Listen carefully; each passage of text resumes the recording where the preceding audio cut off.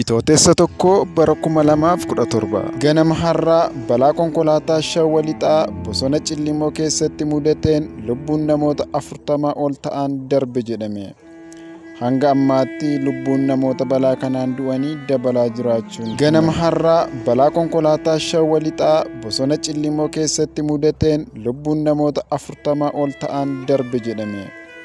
Hanga ammaatti lubbuun namoota balaa kanaan du'anii dabalaa jiraachuun himame. Ganama har'aa balaa konkolaataa Shawaa Lixaa bosona Cillimoo keessatti mudateen lubbuun namoota 40 ol ta'an darbe jedhame.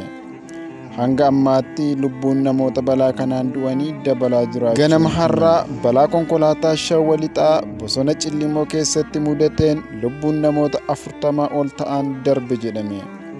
Hanga ammaatti lubbuun namoota balaa kanaan du'anii dabalaa jiraachuun himame.